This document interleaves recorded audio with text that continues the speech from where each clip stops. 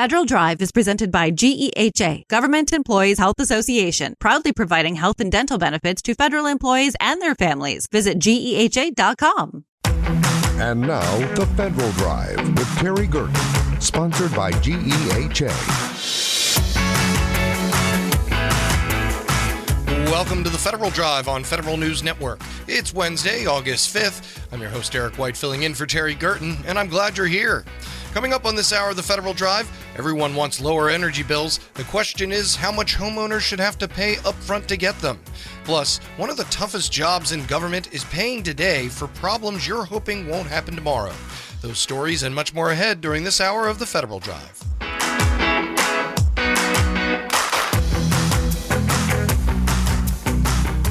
We begin with this. The Senate's bill to keep the government funded past the midterm elections would keep critical cybersecurity authorities alive through December. The continuing resolution would also extend the authorities of a central fund that invests in agency technology projects. For more, Federal News Network cybersecurity reporter Justin Doubleday joins me. Justin, welcome back. Hey, Eric. Thanks for having me. All right. So why don't you tell us a little bit about this Senate CR and how is it different from the House bill when it comes to cybersecurity funding? Well, yeah, the Senate CR is a little bit longer than the House passed bill. House Republicans passed their version of what they call a quote-unquote clean CR along party lines last month. The Senate Appropriations Committee unveiled its version of the bill on Sunday. And this has more of a bipartisan flavor because, of course, the Senate has to meet that 60-vote threshold to advance most bills. Senate Appropriations Committee Chairwoman Susan Collins said she worked with colleagues in both parties to craft the funding measure, and she said it's a straightforward bill. It doesn't include any poison pills. It does block the Office of Management and Budget from implementing its rewrite of federal grant regulations. There's been a lot of consternation around that rewrite politicizing federal grant making. And Appropriations Committee Vice Chairwoman Patty Murray, a Democrat, of course, came out in favor of the bill as well. And so this Senate CR is a little bit more bipartisan, includes some things that both parties would care about, including extending some cybersecurity authorities, some technology authorities, which we can talk about. Let's do that. Tell us a little bit about what the cybersecurity authorities they're speaking of that they would like to extend temporarily. Yeah, so unlike the House bill, the Senate CR would extend two key cybersecurity authorities for the whole stopgap through December 11th. The first one is the Cybersecurity Information Sharing Act of 2015. That law is set to expire on September 30th. It actually did expire during last year's government shutdown, but it was reauthorized as part of the annual appropriations bill through September. And CISA 2015 provides basically liability and privacy protections that encourage companies to share data about cyber incidents with the government and with each other so that they can essentially share things behind the scenes without fear of, being held liable or it coming out through a FOIA request or anything like that. And then the other law, cybersecurity law, that would be extended through December is the Federal Cybersecurity Enhancement Act of 2015. And that allows the Department of Homeland Security to deploy intrusion detection tools like the long-running Einstein service across federal agencies. So that's a critical cybersecurity authority for federal agencies specifically. And why is there so much worry and consternation about reauthorizing the CISA 2015 law?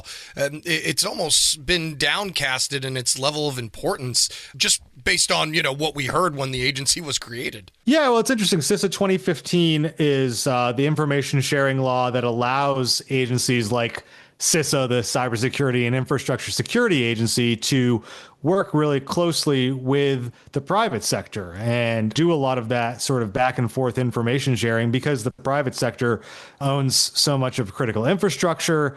It's just really important for that relationship to be pretty close. And so that law kind of facilitates that information sharing. And there's a couple of things going on right now that make that especially important. The first is this emergence of AI and AI-driven cybersecurity vulnerabilities.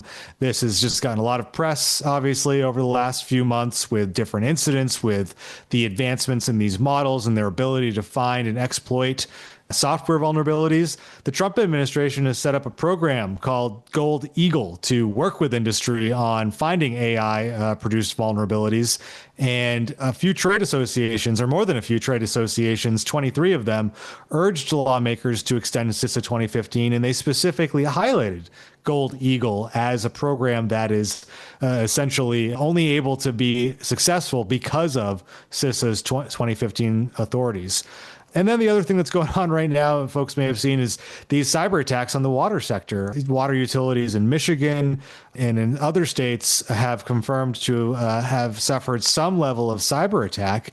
And House Homeland Security Committee Chairman Andrew Garbarino has pointed out that CISA 2015 allows the federal government to quickly work with water utilities and states and the private sector and everyone involved there to quickly figure out what's going on and to work on a solution. And so those are two real world examples of where CISA 2015 is pretty important for policymakers. Speaking here with Federal News Network cybersecurity reporter Justin Doubleday, this bill also includes an extension of the all-too-famous Technology Modernization Fund. Where is Congress standing in reauthorizing that statute? Well, a long-term reauthorization remains somewhat elusive, but as you said, this Senate bill would extend the fund through December 11th.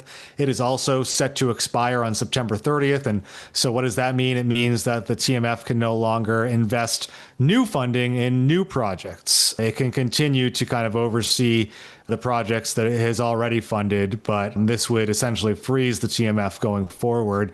It's a General Services Administration program that's invested a lot of funding, more than $1 billion now, in agency projects. And there's just a lot of questions about its future at this point. And it continues to kind of have this kind of recurring reauthorization fight now every few months over the last year, really. Yeah, how much money are we talking about actually still going through the TMF when it comes to funding new technology?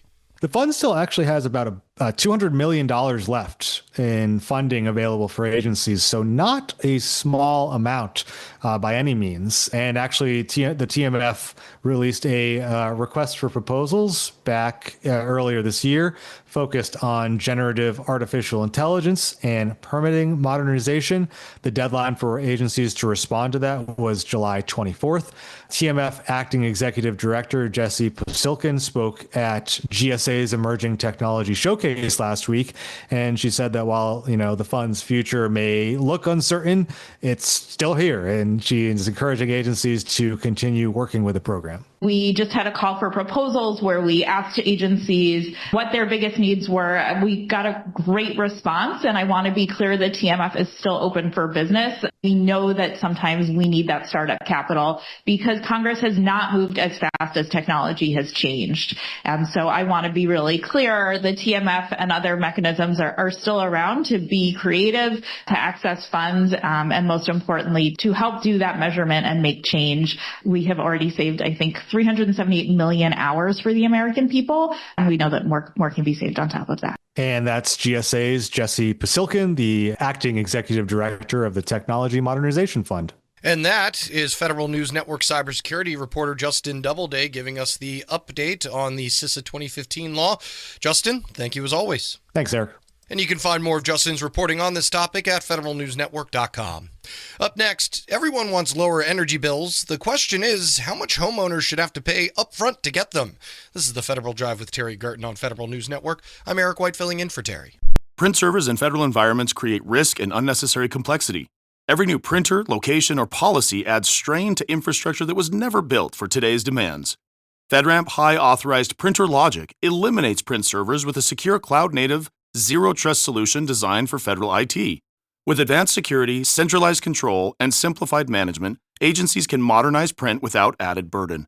See what secure serverless printing looks like. Visit Vasion.com to learn more.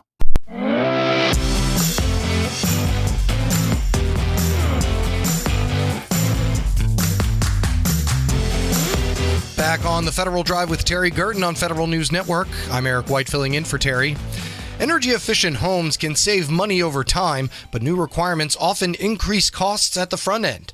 A recent Department of Energy analysis examined that trade-off and raised questions about how policymakers should balance affordability and long-term savings. Joining Federal Drive host Terry Gerton earlier to walk through that analysis, Assistant Secretary with the Office of Critical Minerals and Energy Innovation at the Department of Energy, Audrey Robertson. Housing affordability is a big concern, certainly a topic of conversation across the country, so much so that Congress recently passed legislation to try to address some issues in the housing market. Your department has recently analyzed the latest International Energy Conservation Code and concluded it could significantly increase construction costs. So start with what prompted DOE to take a closer look at those proposed standards? Sure, Terry. Well, under the Office of Critical Minerals and Energy Innovation, we also cover building technologies, which allows us and really requires us to be the government entity that looks at everything from appliance standards to building codes. Now, building codes in the United States are actually designed by a third party called the International Code Council and then adopted by states. So it is in a multi-year, 2 to 3 year cycle. So the most recent set of proposed rules, when I became the assistant secretary and this responsibility became my responsibility, we decided to really look at the data. And everything under Secretary Wright and President Trump is about transparency. Here in the Department of Energy, we are numbers focused, we are data focused. And in trying to understand how these new codes were developed and why, we asked for an understanding of the data. And there are certain things that jumped out at me. Specifically, things like the first cost of implementing a new code was never considered. That the payback on some of the codes that had been enacted were well beyond the life of someone owning a home. 22 years, 40 years. The average across this new code standard is 11 years. And that's using assumptions that frankly, need some better support if they're going to move forward with that. Now, the set of standards and assumptions that are used to validate codes and develop them is really done by this third party. And the Department of Energy historically uses our resources to take the information that is provided and provide information back to them. And in looking at how that data impacted Americans, we were shocked. Specifically, you can go onto the Department of Energy website. We have a map, and you can click and see if your state adopts these building codes, the dollar increase in construction, the years of payback. These are just numbers. These are numbers that impact every American that's trying to buy a house today. And the concern we have is that the building codes being proposed are not creating value. They're not saving a material amount of energy, and more importantly, according to the National Association of Home Builders, have increased the price of housing by 26% across the nation. That is astronomical. Are there specific aspects of the code, shingles or siding or double layer windows? Are there particular aspects that are of most concern to you that are driving these costs? There's a combination of them. And you pointed to some, but it's really the way the code system has reshaped itself, where every building, every home has to hit a certain number for efficiency. But the only way you hit that number is by putting in a heat pump or using an electric dryer instead of a gas dryer, or putting insulation in your roof that won't pay back for 100 years. So the only way to hit your envelope efficiency mandates is by force fuel switching ineffective and costly upgrades. And here's the thing, I am all about, if you want to put in a gas dryer, absolutely. If you want to put in R40 insulation in your ceiling, absolutely. But the role of the government and the federal, the adoption of these codes is to provide the data and be lucid about setting the baseline. Baseline codes should be about safety and minimum efficiency. What these codes have been doing is truly weaponizing efficiency standards to affect political goals versus what it's supposed to be doing, which is taking care of the American people. Audrey Robertson is the Assistant Secretary of Energy in the Office of Critical Minerals and Energy Innovation at the Department of Energy. So, Ms. Robertson, at the heart of this debate really seems to be a simple question. When does an efficiency requirement stop being a good investment for the homeowner? So how does DOE think about that, and what message are you communicating to the American market? Listen, we're about consumer choice and affordability.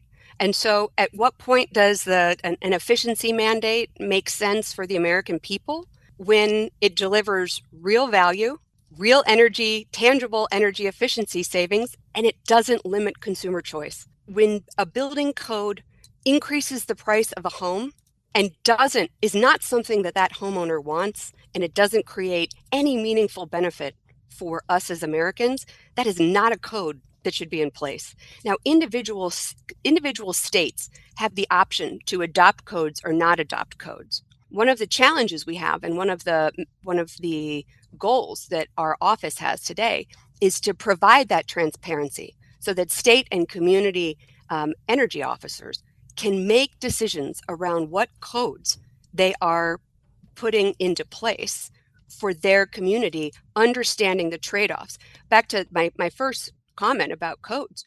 Historically, this International Code Council has not taken into consideration the first cost of what implementing that code will be. So if your insulation is now going to be $10,000 more on your $400,000 home, they don't consider that. They only consider the energy savings from that insulation. All of those numbers should be transparent. All of them should be accessible. And at the Department of Energy, we are fighting tirelessly for the American people for transparency, consumer choice, and especially the impact on affordability and housing. It seems like perhaps there's been a change in how the ICC is developing and promulgating building codes. Could you kind of walk us through how that process works? Absolutely. Well, the ICC's code development process today is dominated mostly by industry with very minimal consumer representation or the consideration of what I mentioned earlier, which is upfront costs. Even state energy officials no longer have input. Since 2021, the ICC really lost control of the code development process as it shifted to a new approach that disenfranchised the state and local officials who previously had authority over what ultimately went into the energy codes. And since that time, the ICC faced a series of appeals. It has struggled, in our view, to find footing on code development. And in the process, they abandoned the traditional focus on energy efficiency, and they truly lost track of consumer interests.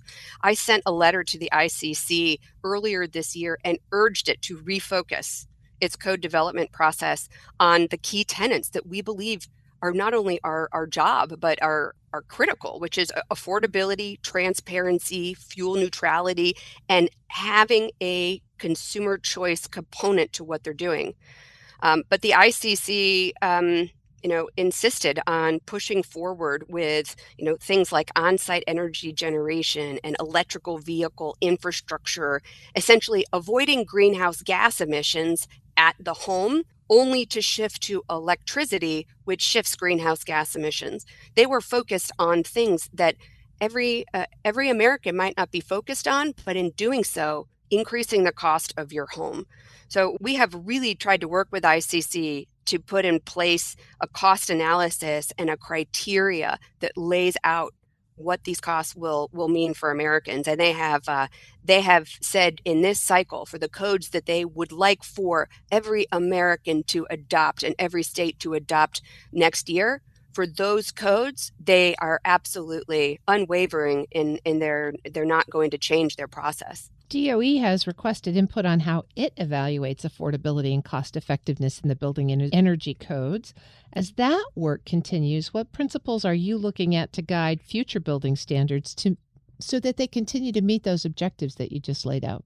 Yeah, well, I thank you for bringing that up. I think we have just another week or two left where we've really gone out to the community and put this request for information out to understand how other people are thinking about these issues.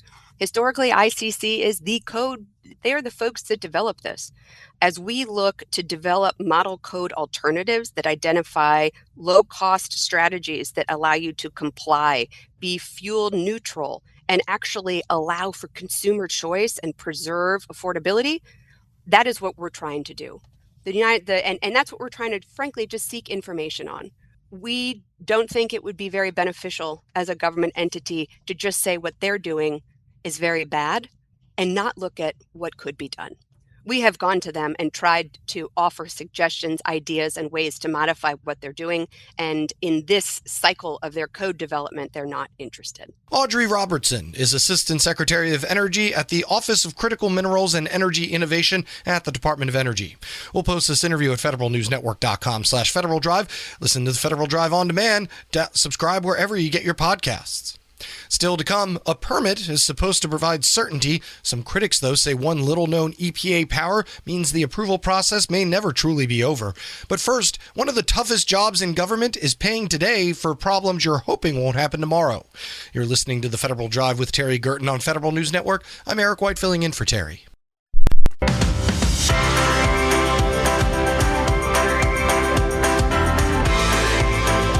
Welcome back to the Federal Drive with Terry Gerton on Federal News Network. I'm Eric White, filling in for Terry. Whether it's backup power for a hospital or a microgrid for a public facility, FEMA's hazard mitigation programs are designed to reduce future disaster losses before they occur. A recent GAO review examined how communities make the case for those investments and how FEMA evaluates whether they're worth the cost. For more, Federal Drive host Terry Gerton spoke to Janet McKelvey, Acting Director for Natural Resources and Environment at GAO. When people hear about renewable energy, they often think about climate or energy policy, but your report approaches it from a really different direction. How do renewable energy projects support FEMA's hazard mitigation programs? Yeah, sure. That's a very interesting question. Hazard mitigation is really about proactively taking steps to reduce or eliminate risks to people, property, communities when you have some sort of natural hazard, be it a hurricane or a heat wave or flood or that type of thing. What FEMA does in this instance is that they have applicants apply for funding. And what we found in our report is that these are really small scale renewable energy projects. And they're really for things like secondary backup power for critical facilities to maintain essential infrastructure. So just think about if, say, the electric grid goes out in a hurricane or a flood or extreme weather event, then you're going to want the hospital that's nearby to have some sort of power source. And so you could use rooftop solar power panels or solar generators could be one source of power for that hospital to make sure that they have the power they need and that the people in the hospital don't have problems with the lack of ventilators or that type of thing. So it really is about resilience, especially related to energy and power. What did you find when you looked at the FEMA funding over the last several years? Yeah, we looked at the funding for a 3-year period from fiscal years 2022 through 2024, and we found that FEMA funded small-scale renewable energy projects, about $13.6 million for 14 different projects during that time frame. So that's not a lot of money and also not a lot of projects. Is there any kind of limit on this? Is the limit on the number of projects a funding cap, or is it just something else that's going on here? We didn't look into whether there's a limit, but it is a small amount. There's several different hazard mitigation projects or hazard mitigation programs that FEMA has. We had 3 different programs that we looked at: their hazard mitigation grant program, a pre-disaster mitigation congressionally directed spending program, and then building resilient infrastructure and communities program. And these 3 programs, that's the type of that was just the number. We didn't look at whether there was any sort of cap to our, And these are, as you said, small projects, typically community-based or even locality, single structure-based, as you said, like a hospital. Are larger utility grid projects part of this program, or is that a different issue with FEMA? Yeah, they're not a part of this program. We did look across some FEMA funding to see if there were any utility scale renewable funding projects at FEMA. And what we found is that there were not. And what we're thinking of there in terms of utility scale is generating power for the utilities. And, utilities have a number of different sources. It could be renewables, like solar and wind, but also oil, gas that help generate power for the grid. And that's not the type of funding that FEMA is using. And we did ask FEMA about that, and they told us that, that really is something they would depend on, say, the Department of Energy to do. They're really focused on this hazard mitigation side of things. And, where can they have strategies for preparedness in the event of a disaster? And that's really where they spend their funding. Janet McKelvey is acting director of the Natural Resources and Environment team at GAO. Janet, let's go back to the kinds of projects that these kinds of grants are funding. They're typically critical facilities operating during disasters. Why are the microgrids and backup power systems getting attention in this context? Yeah, microgrids, and they're really back to the sort of secondary backup power for critical facilities. They're a way to make sure that there's power for hospitals or a recreation center. Think about a recreation center. If power goes out in a community and it's a heat wave, an extreme heat wave, they might not have any power, but maybe if you have power in the recreation center, then people have a place to go so that they can stay safe and stay cool in that heat wave. And so that's really how this comes up in the context of hazard mitigation, is if we have prepared for that in advance and we've provided funding for these microgrids or these solar generators for key facilities, critical facilities, then that's going to help when the next disaster or extreme weather hazard hits a community. And one of the points that you bring up in your report is that all of these projects have to demonstrate cost effectiveness in order to qualify for the grants. How does FEMA determine whether a project qualifies? Yeah, FEMA has a benefit cost analysis that they do, and they really are comparing the project's avoided future damage to the costs of the project over a lifetime. So we describe that process in our report, and that's how they make sure it's cost effective. Do the benefits outweigh the costs? But you also point out that doing that math can be challenging for some communities. Yes, that's right. And we also have some prior work that has identified some of the challenges that applicants have in completing that data. It requires a lot of resources and a lot of data. It can be hard to measure things like the impact of extreme heat, for instance. What is the cost of that? Do you have any recommendations for how communities can simplify that calculation? We don't have recommendations in this particular report, but we talk about some prior recommendations that we've had in our prior work, and also steps that FEMA took since that prior work to simplify things for applicants. For instance, they've reduced some of the data entry requirements. They've pre-calculated some benefit cost analyses for key items like a hospital generator, so that if you've already got that cost in there, it's going to simplify coming up with that total benefit cost analysis. So they've taken steps. Again, sort of going back to the scale of this program, you mentioned 14 projects, 13.6 million. When you think about that in the context of the entire country and all of the natural disasters that could be experienced, there doesn't seem to be a lot of uptake for this program. If the application process were easier, do you think more communities might take advantage of this program? I definitely think that's a possibility. I will point out that our focus here was on the renewable energy projects. And so there may be other projects that aren't specifically renewable energy projects in these hazard mitigation programs, but we really wanted to see what was going on in the renewable space. So I'm sure there are other projects going on that were not within our scope. But that said, sure, I mean, simplifying the application process, making it easier for applicants, that is absolutely something that would increase the ability of others to apply. As you look forward, What lessons do you take from this report to look at the future of resilience investments? Do you think renewable energy-based projects are likely to remain sort of a niche use of this FEMA funding, or do you see growing interest? Yeah, I think we'll have to wait and see on that.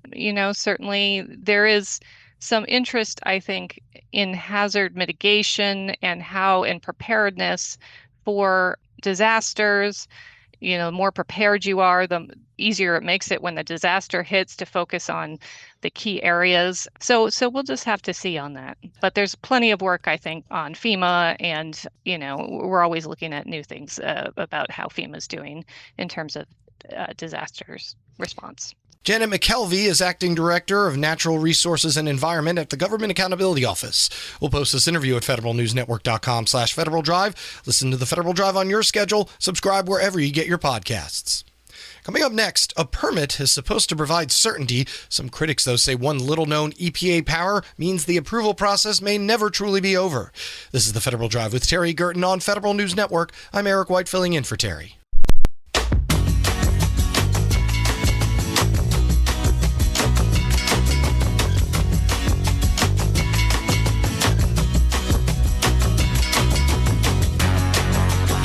Welcome back to the Federal Drive with Terry Gerton on Federal News Network. I'm Eric White, filling in for Terry. Investors, developers, and local communities make long-term decisions based on the assumption that a federal permit means a project can move forward. Critics of a little-used EPA authority argue that assumption may no longer be as reliable as many people think. Joining the Federal Drive to walk through the issue, Myron Ebel, chairman of the Fix the EPA Veto Coalition. This is a fascinating topic. We hear a lot about permitting and how slow government permitting is, and this administration has made faster permitting one of its key tenets. But you're talking about EPA Section 404C. Talk to me about what that authority is and where it fits in the larger permitting debate. Under the Clean Water Act, the Army Corps of Engineers does the environmental permitting for projects that require dredge and fill permits. So anything that moves dirt or rock, especially in wetlands. So things like pipelines, mining projects, other infrastructure, these all require a permit, and that's what the Trump administration is trying to speed up and get projects approved faster and with less complicated environmental impact statements. Congress, of course, is trying to pass permitting reform, but that's blocked in the Senate. But there's one thing that the Trump administration is leaving out or overlooking, and that is the fact that the EPA can veto these Army Corps of Engineer permits under Section 404C of the Clean Water Act. Not only during the permitting process, they can veto those projects after they have been approved, permitted, and are in construction. So this is a huge threat to investors and companies that want to build multi-billion-dollar projects. Walk me through how this is different from the normal environmental permitting process. A lot of people will be familiar with NEPA. Right. Takes a long time to do and delays the start of projects. This feels different. It is, because normally when you're issued a permit at any level of government under any statute, once that project is permitted, you have a permit and can go ahead. Now, of course, that permit could be canceled if you violate the terms, if you don't follow what you've agreed to. But under the Clean Water Act, there's this odd thing that Congress was very sloppy, I believe, in writing it back in the early 1970s, which they didn't set any limits on when EPA can veto the project. So it can be at any point, even after the investments have been made and the construction workers are on the ground and the project is being built. So this kind of regulatory uncertainty is just a huge disincentive to investors and companies to go through the long NEPA process to get a permit. It hasn't been used. People say, well, it's only been used once or twice. That's true, but as we see the environmental movement gaining more and more control over the Democratic Party and becoming more and more radicalized against fossil fuels in particular, we can see that, they've only used it once in the Obama administration, but it doesn't take using it very many times to drive out investment in all the other projects. So if a new administration came in and we had somebody who is of the wing of, Senator Whitehouse or AOC as the EPA administrator, they could quickly retroactively veto a couple of projects, and then who else would even start the process? It just, American investors are not stupid. They want to be able to make money after they get their project, after they've risked all this money. They want to be able to make money, not say, oh, well, you've already committed $500 million, but sorry, we're and you've got the permit, but now we're going to veto the project, and you're left sitting on your hands. Myron Ebel is senior advisor to the Fix the EPA Veto Coalition. This issue is playing out on the ground in Alaska right now at the Pebble Mine. Walk us through kind of what's happening. The Pebble Mine, the story, which I've been involved in for, it seems like decades now. The Pebble project is a huge copper, gold, molybdenum, rare earths, and other things mine. It's a massive deposit. Interestingly, it's the Trump administration that has gone along with the opposition and has tried to block it, but they haven't exercised a retroactive veto on it. They're contesting the permit in court. The company has appealed the denial of the permit by the Army Corps of Engineers, and the company is in court. Now, let's assume that the court decides that the Army Corps of Engineers has to issue the permit. The environmental impact statement was adequate, and they've invested $150 or $200 million in all the studies, and then the Trump administration or a future administration could then veto the project even after all these decades of effort by the company to get the mine off the ground or in the ground. The EPA and environmental groups might say this authority exists precisely because some of these projects later pose extraordinary risk. Why shouldn't the agency retain that backstop, or is there some other process that you would recommend as a remediation should environmental issues occur after the permitting process? Some of your listeners probably have more expertise on this than I do, but I believe that permits, once they're issued, have to be honored by both parties. So if the builder of a project violates the terms of that permit, then it could be canceled or modified. But I don't quite understand this argument about new threats coming up.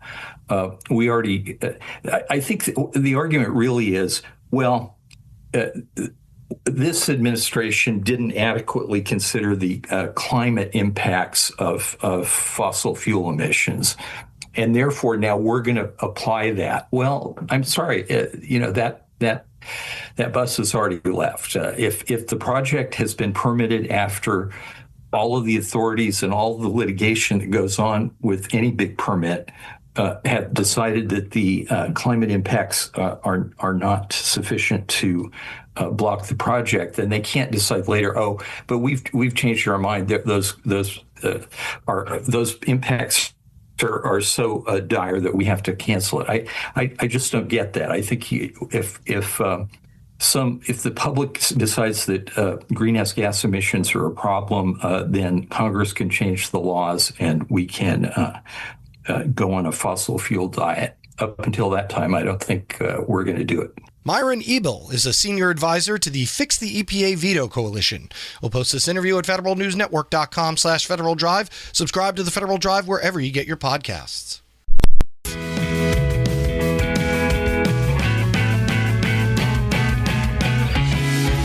We begin with this. The Department of Veterans Affairs' recent memo on cloud security isn't breaking new ground. It's not even changing policy. The best comparison for the memo that is reminding VA contracting officers and program managers that vendors do not have to have their FedRAMP certification before responding to or submitting proposals for solicitations or requests for information is myth-busting. For more on the why VA thought the memo was necessary to bust FedRAMP myths, Federal News Network's executive editor Jason Miller joins me now. Jason, welcome back. Thanks, Eric. So let's start with the memo itself that I mentioned in the outline that was signed out by the principal deputy CIO at VA. What does it contain and what does it say?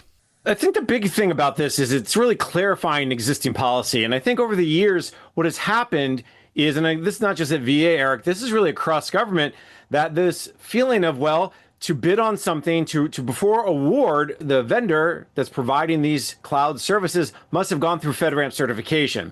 And really what Zach Schwartz, who is the principal deputy assistant secretary and deputy CIO, says is that VA contracting officers, program managers shall not, and this is really important, they use the word shall, not must or will, but shall not state or imply that existing FedRAMP certification is required for an offeror to compete or receive an award at VA. And I think this is really key here because what has built up over time, and I compare it, Eric, to barnacles on a boat, right? If you don't chip away those barnacles at the bottom of the boat, they eventually really cause your boat not to really float well. And I think this is one of those barnacles that has really attached to FedRAMP, is that what Zach Schwartz really is saying here in the memo is, if you are bidding on a project, if you are part of the VA infrastructure, you have to have an authority to operate. And we have to give you, award you, you have to prove that you deserve this authority to operate within 60 days. And I think all of that is reminding folks that if you don't have it at the time of RFP, at the time of award, you then have 60 days to prove it, and then we can use you. Now, if they can't meet those requirements, the cybersecurity requirements within 60 days, then they won't get used, but you don't need to have it up front. And I think that is really the big reminder that what VA is doing. And it kind of shook a lot of people. When you look at across the community, people were like, oh, VA is not expecting FedRAMP anymore. And I can tell you that's not true by talking to current and former government officials. They're just saying, and VA has told me this in comments, we're just trying to open the door broader to more companies and ensuring that they still meet the security requirements that we expect them to. Why did VA think this reminder was necessary? Did they feel they were putting out an unwelcoming vibe to vendors who didn't have FedRAMP certification yet? A VA spokesperson told me that what they were worried about was there's just too many hurdles for vendors, and they were closing themselves off to these innovative opportunities. So what they're saying now is, okay, we want to maintain rigorous security and authorization standards. We want to ensure we're protecting veterans' data. At the same time, we want to have access to the best commercial technologies and do that in a modern digital way with accelerated delivery. So we're kind of opening that aperture to say, hey, we want you to come bid even if you don't have FedRAMP, and we're no longer going to require you to have FedRAMP up front. Eric, I also talked to a government official who requested anonymity because they didn't get permission to talk to the press, but they were familiar with the VA memo. And this person said, too often, it was just assumed that you had to have that up front. And what was happening is company X, you pick the cloud service provider, we could name 1,000 of them, Eric, would have a version of their software that was FedRAMPed a year or 2 or 3 ago. But since then, their commercial version of that same software has gone through 2 or 3 different iterations. So the government was stuck buying or is stuck buying old technology and not the most modern systems. And what this VA memo is trying to do is open the door to say, hey, company X, we know you have a newer version. Let's look at that newer version. Does it meet our needs? And can you prove to us that it's secure and meet all the requirements under both FedRAMP, but also our authority to operate, which is a lot of it is based on NIST 853, so on and so forth. So I think those are 2 good signs to say, hey, we're not going to buy these second rate, these versions that are behind systems, and we want to have access to the best software available that's in the cloud. And Zach Schwartz in the memo talks about, hey, at a minimum, the vendor's got to provide documentation to support things like security assessment reports, architecture data flow diagrams, assets inventories, vulnerability scans. So I think that, a lot of what he's saying we're going to expect from you meets the FedRAMP standards and requirements. Talking here with Federal News Network Executive Editor Jason Miller. You mentioned it a little bit with your loud screaming impersonation in your first answer there, but what was the overall reaction to VA's memo in the federal contracting community? Generally speaking, it's been very positive. In fact, Pete Waterman, the FedRAMP director, wrote on LinkedIn that he loves the memo. Pete's a very out there guy. He loves to kind of celebrate good wins. He talked about in that LinkedIn post that he thought it's really brought forward two key points that the program office has been telling agencies for some time. First of all, he says FedRAMP should not be a wall. You should not have to have it to compete, and you shouldn't artificial limit access to those great tools. In fact, Waterman says in that post on LinkedIn that FedRAMP 20X, which is the new approach to the FedRAMP authorization, is really designed to address a lot of these problems, to get those programs, those services to agencies more quickly. The second thing he said is, and I think this is really important, agencies still have to have proper security plans. They still have to follow the risk management framework. All of this is part of that authority to operate. And just because a vendor says, hey, I'm FedRAMP certified, doesn't mean you still don't have these things you need to do to ensure, yes, now they only meet certifications, but they continually meet those certifications and go above and beyond. So he goes, what VA and other agencies did was they were almost pushing it to the side. Okay, well, the vendor is approved, so therefore I'm good to go. And what Waterman, I think, is writing about in his LinkedIn post is to say, hey, this reiterates that the authority is on the agency to ensure that the vendor is meeting the requirements that they said they met and continue to meet them over time. Eric, I also talked to Bill James, who's a former VA Deputy Assistant Secretary for DevOps in the CIO's office. And he also agreed that this is a good memo. This is a good reminder because having that single gate, that idea of only FedRAMP certified products can get through is not an efficient way and could really impact veterans.